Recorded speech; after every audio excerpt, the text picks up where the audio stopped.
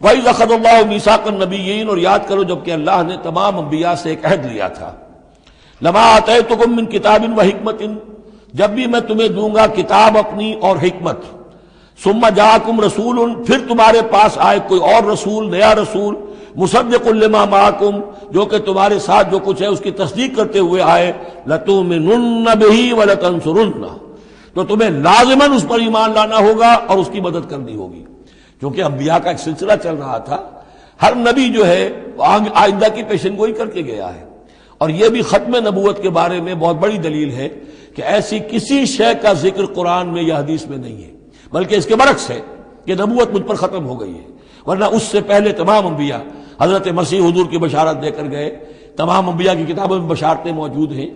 اگر آپ انجیل پڑھیں برنباس کی تو اس میں تو کوئی صفحہ خالی نہیں ہے جس میں کہ حضور کی بشارت نہ ہو اور حضور کے بارے میں خوشخبری نہ ہو، لیکن یہ کہ وہ باقی انجیلوں میں سے نکال دیا گیا۔ قال اقررتم واخذتم علی ذلکم اسری، اللہ نے فرمایا تم نے اقرار کر لیا اے نبیوں۔ اب یہ کہاں کیا گیا؟ یہ عالم ارواح میں، تمام نبی ایک دفعہ تو جمع نہیں ہو سکتے تھے، عالم ارواح میں یہ عہد لیا گیا ہے، تم نے اس کو قبول کیا اور اس پر میری ذمہ داری قبول کر لی۔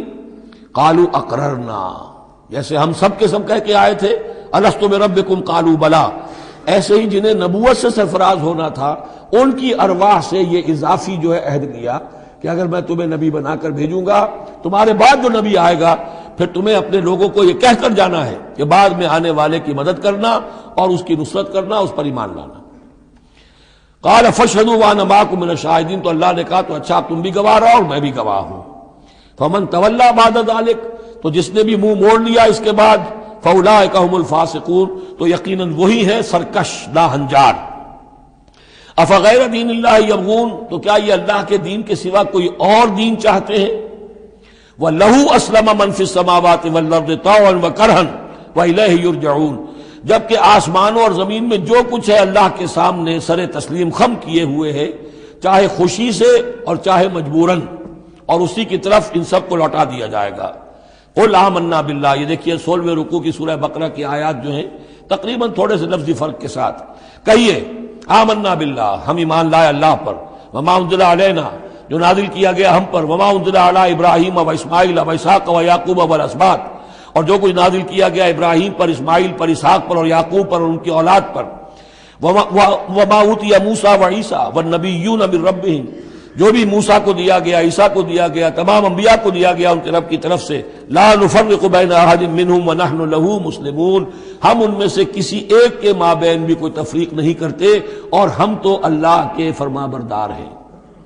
وَمَن يَبْتَغِ غَيْرَ الْإِسْلَامِ دِينًا فَلَن يُقْبَلَ مِنْهُ، جو کوئی اس اسلام کے سوا کوئی دین اختیار کرے گا اللہ اسے اس کی جانب سے قبول نہیں کرے گا۔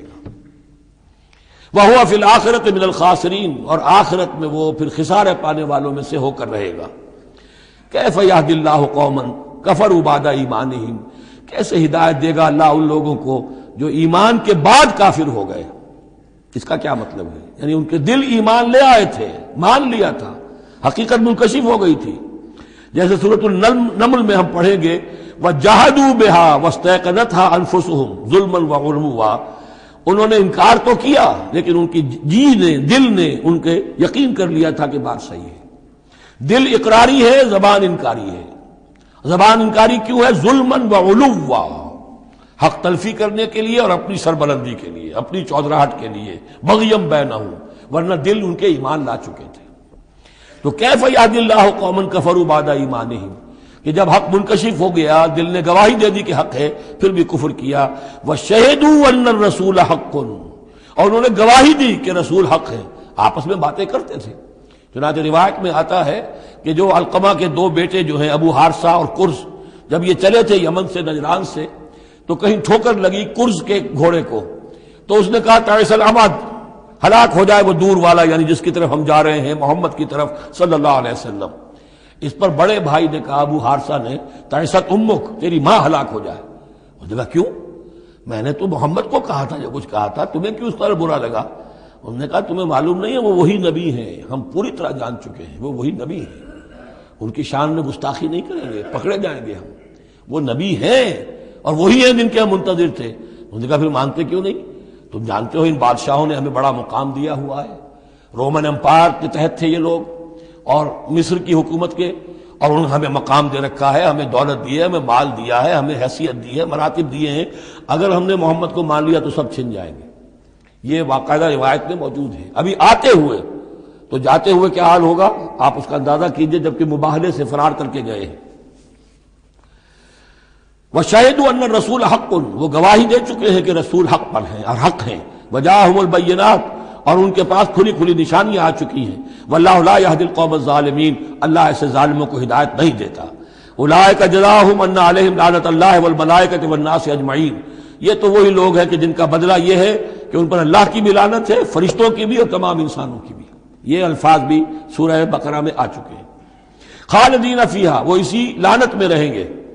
لا یخفف عنہم العذاب، ان کے عذاب میں کوئی تخفیف نہیں کی جائے گی۔ ولا ہم ینظرون، نہ انہیں کوئی مہلت ملے گی۔ الا الذین تابوا من بعد ذلک، ہاں ابھی دروازہ کھلا ہے توبہ کا، سوائے ان کے کہ جو اس کے بعد توبہ کر لیں، واصلحوا، اور اصلاح کر لیں اپنی یا نیک عمل کریں۔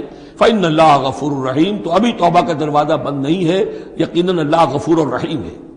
ان الذین کفروا بعد ایمانہم ثم ازدادوا کفرا لن تقبل توبتہم، جو لوگ جنہوں نے کفر کیا اپنے ایمان کے بعد، حق کو پہچان لینے کے بعد، چاہے زبان سے مانا ہو یا نہ مانا ہو، پھر اگر وہ کفر کرتے ہیں یا ماننے کے بعد زبان سے مرتد ہو جاتے ہیں، ثم ازدادوا کفرا، پھر وہ اپنے کفر میں بڑھتے چلے گئے، لن تقبل توبتہم، ان کی توبہ کبھی قبول نہیں ہوگی۔